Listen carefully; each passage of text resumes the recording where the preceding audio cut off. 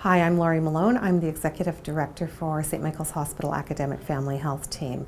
I'm also a member of the Quality Steering Committee. I view quality as essential in informing the management team with respect to the direction we should be going. Using the data that we get from the patient experience survey really helps us drive change.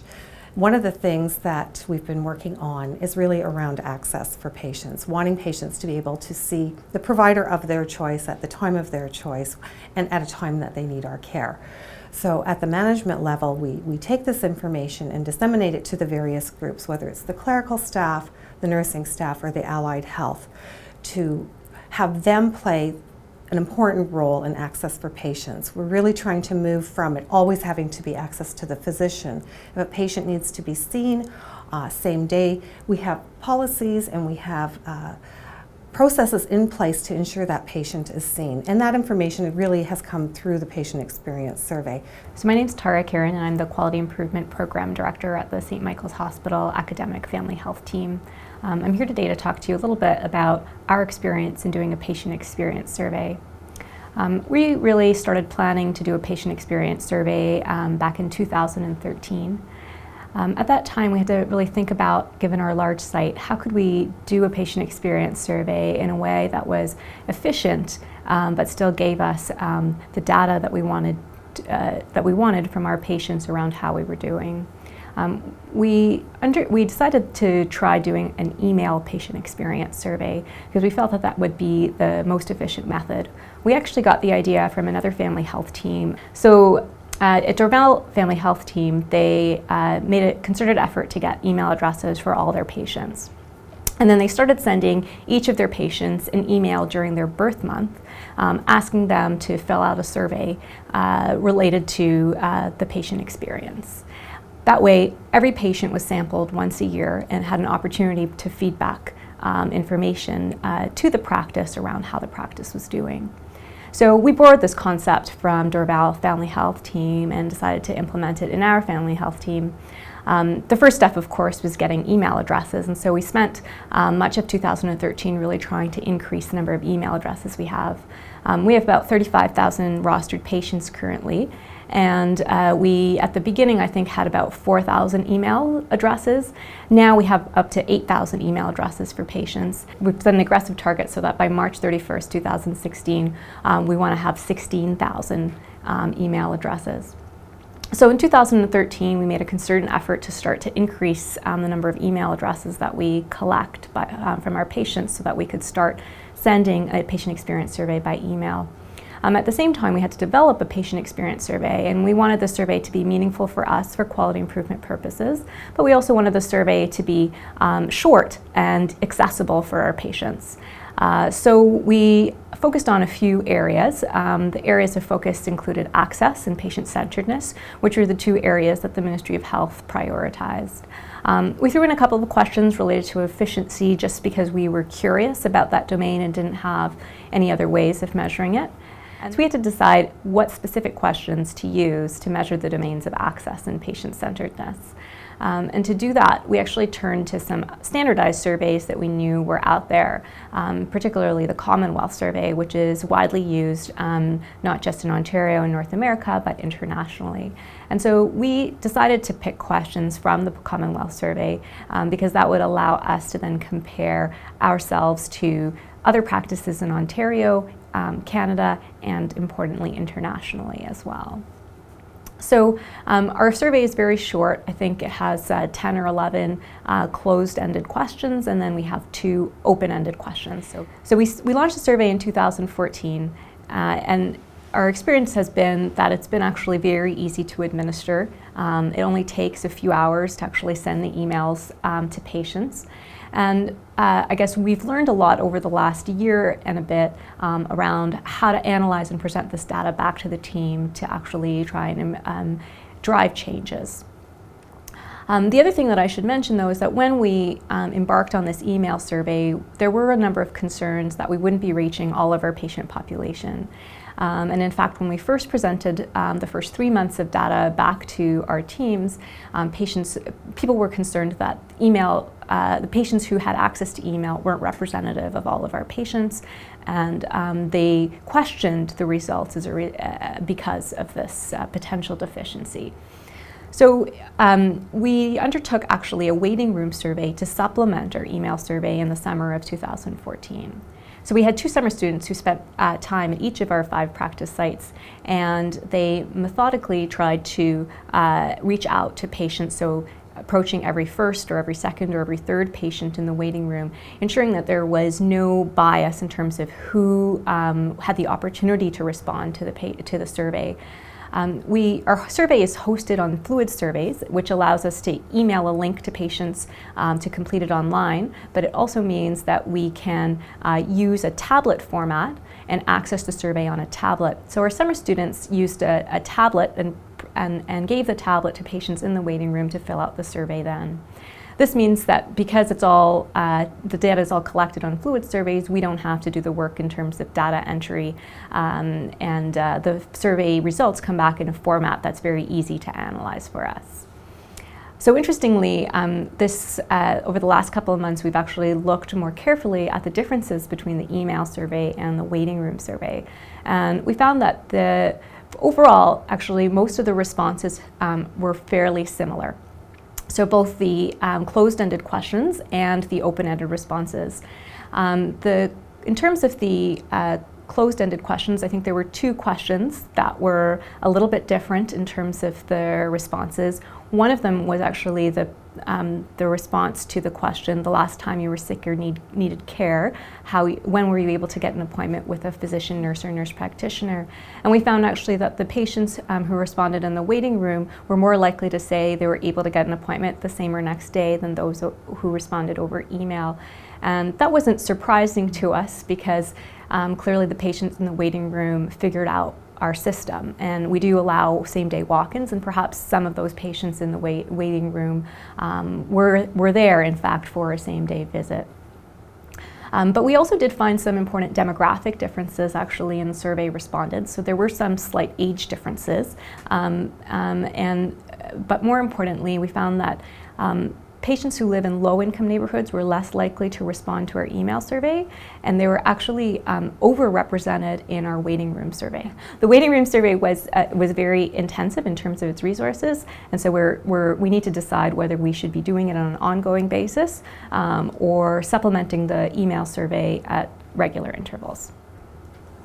I'm Sam Davie, and I am the Quality Improvement Decision Support Specialist with the St. Michael's Hospital Academic Family Health Team. One of the most important things here is that we have 2 broad types of questions. So we have multiple choice questions as well as open-ended patient comments that we ask for. And these are important to make this distinction because they're analyzed and displayed differently. So in terms of the analysis for the multiple choice questions, I have to say this is not hugely challenging. It's, to give you an example, for the questions around access, we ask patients, last time you were sick and needed care, when could you see a doctor, nurse practitioner, and they say within 1 day, 2 days, et cetera, et cetera. So it's essentially what you would imagine. You just take the percent of patients, if you want to know same day, next day, divided by the total that answered the question. So it goes on like that for the remainder of the multiple choice questions. Now, the open-ended questions are more challenging and more time-consuming, but also considerably more rich. So this is time-consuming because I think a lot of our patients take a lot of time to answer these questions, give us rich information that particularly mentions their physician, nurses, even clerical front desk staff by name, because they're generally, they have a lot to say about their care. So we go through and we de-identify these questions, both from the provider perspective, but as well as the patient perspective. And then what we do is we go through and we group these comments by theme, which is more challenging than I originally thought, because it would be much simpler if, what do you like best about your care? I like my nurse. but it doesn't happen like that. As I mentioned, they're very rich. It'll be, I like the quality of care because my nurse provides good care, my doctor provides care, I like the medical record, the access, things like that. So this comment will go into all of those different bins, if you will, different categories. So they like the staff, they like the medical record, the access for that particular example. So that is largely how the analysis has gone for those two types of questions to date. Now, the display of the information is kind of a different experience for me. So for the multiple choice questions, some questions I feel are appropriate to have in a run chart format and some I don't. So for example, going back to that access question about last time you needed care, that is what about that question I feel makes it not a great question for a run chart. Because if I'm putting for example, the amount of patients that got same day, next day appointments in January, we may not be asking about an appointment that happened in January. It could have happened 6 months ago when they last needed care. So I'm not sure that putting it in a run chart really gets the point across, and it won't actually, if we make significant changes in terms of the way patients access appointments, we won't be able to see decreases or increases right away as a result of that because it is a retrospective question. So we've been looking at this data every 6 months, partly because of sample size, but that is, I think, the best way to date that I've thought of to analyze and display this data for these retrospective type questions. Now, we do have other questions that I think are very appropriate to put on a run chart. And an example of that is whether patients are aware of after-hours care. So when we ask patients in this survey in January, at this point in time, are you aware that we offer after-hours services? We can plot the percent in January that knew, percent in February that knew, and then when we make changes to advertisement of after-hours care, expanding of after-hours care, things of that nature, we can directly see 1 month to the next, patients knew, didn't know about the care that we provide. So those are the two primary ways we've been displaying those are the two primary ways that we've been displaying the multiple choice questions. Now for the open-ended patient comments, as I mentioned, we've been taking these very rich comments and putting them into categories, so quality of care, medical records, access, etc. And we've been charting that on a bar chart, so the number of patients that mention it relative to the number of patients that answered the question. But I've been finding that really doesn't tell the whole story. These rich comments need to be read in their entirety. And as much as that's very time-consuming, similar to how time-consuming it is to analyze, I think it really does drive the point home. Like, patient stories tell much more than a bar graph can. So as much as the numbers are really important, what we've been doing is we've been taking these categorized comments and supplementing them with some comments that we think are representative of those categories. And I think that really tells a richer story and allows clinicians and staff at individual sites to see what their patients have been saying. And we do this on a site-by-site basis. So we've been sending these comments to the individual sites so that they can look numerically at what patients are saying and what is most prevalent in terms of what they like best, what they think we can improve on, and then contextualizing it with these rich comments from patients. And I think that tells a richer story that numbers alone can. So I'm finding that individuals at each site want to know how they're doing relative to other sites, as well as what their change ideas have resulted in, so how those sites are improving over time. And having all that on one graph is very challenging and kind of ends up just being data overload. So we're looking into right now the best ways to show that and really trying to consider what our message is. Are we trying to drive home that there is site-based variation, or for a particular question, is it more meaningful to see how the sites have changed over time, as I mentioned, so they can see, for example, what different change ideas have resulted in. So those are some considerations around the multiple choice questions.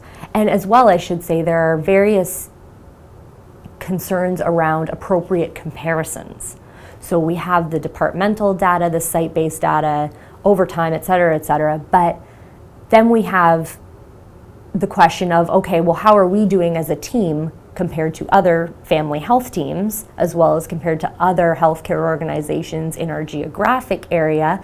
So we're trying to maintain appropriate comparators, so patients that would see similar providers and that sort of thing.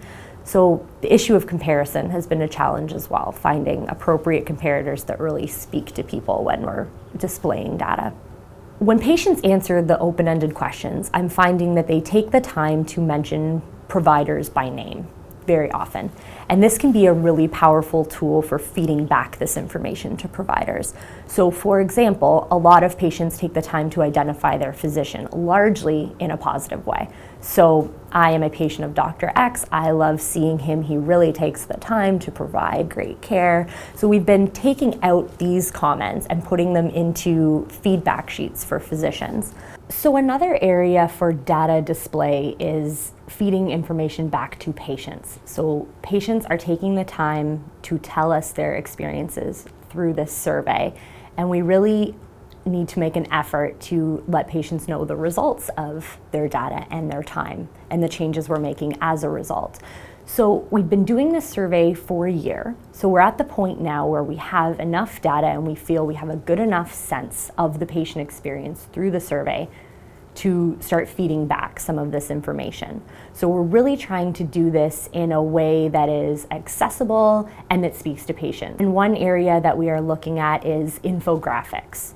So briefly describing, what are our quality improvement efforts, not just with respect to the survey, but with other areas of quality improvement, and what our results are to date and some of the change ideas we have as a result of that. Hi, I'm Dr. Margarita Lam-Antoniades. I'm a family physician at St. Michael's Hospital at St. Jamestown Health Centre, and I'm the quality improvement physician lead there. I'd like to talk a little bit about how we attempted to bring the information from the patient satisfaction survey back to our individual teams. So first of all, I'd just like to clarify that we get about 100 responses back from this survey each month, and that's for all 5 different sites. In order to make this meaningful to individual sites, we like to break it down to individual sites, and in order to do that, we need to wait 6 months in order to have enough data for this to be meaningful. So at our clinic at St. Jamestown Health Centre, every couple of months we have quality improvement meetings that involve the physician staff, nurses, pharmacists, other allied health professionals that work in our clinic, as well as the clerical front desk staff. And we feel that this is very important to bring us together as a team to reflect on processes of how we do things in the clinic and to try to improve our work that we do at St. Jamestown. So it is to one of these meetings that we brought back the information about our patient satisfaction survey, and we continue to do that at regular intervals. So the first time we did this, we had the information that came from all of our sites, so from all the 5 different sites combined. So we presented the data, the responses to the surveys presented in a way that showed percentages of response to each question, and then also, in addition to that, the qualitative data for the 2 questions about what patients found that they liked about their family health team and where they felt that there could be improvements made. So I think that the team felt that it was interesting to hear this information, but what was interesting about it was that because we're such a big department, it didn't feel very personal.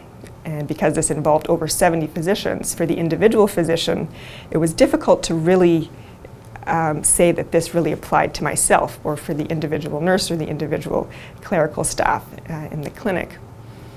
So 6 months later, we were able to bring down, and actually people asked during that meeting, is it possible to get information that's actually specific to our clinic? So people were interested, they wanted to know what these responses were because they felt that it may or may not apply to me. So after 6 months of data collection, we were able to get a sample that was large enough to be representative of our patient population and to more accurately reflect the positions and thoughts of our patients. So we were able to bring this data back to the team that was specific to our clinic at St. Jamestown Health Centre. I think I could say for most of the practitioners, it was very interesting to take a look at this information that was directly relevant to our clinic. So first of all, it was nice to get some reinforcement for the things that were doing well. So there were some of the data that was quite positive, showing that patients were happy with the care that they were getting. Some of the comments in the qualitative section were very nice. There were some very positive things said about our clinic and different staff in the clinic. So that kind of reinforced some of the things that we were doing. On the other hand, there were some areas where we could potentially be doing better. And I think particularly for those areas, when you have the data that's specifically for your clinic, it's harder to kind of say, oh, that may not be me, that may not be me, that may be somebody else. So one of the questions asked patients to identify the last time when they were sick and in need of care, when were they able to access care by either a nurse or a nurse practitioner or physician in the clinic. And that response could be either within 24 hours, 48 hours, or more than that. In our clinic, it was the number of people who were able to access care within 24 to 48 hours was quite low. And this was kind of able to make it clear to our team that this was something that we needed to work on. And following the presentation of that data, we were able to have a good discussion around what are some of the reasons for this and what might be some ways in which we could make this better. So having those actual numbers made it pretty clear to people that this was actually a true issue. And we've been talking about the issue of access in our department for several years now. Sometimes it seems like a bit of a theoretical issue, but when you actually have the numbers, you can't ignore the fact that it is a real number.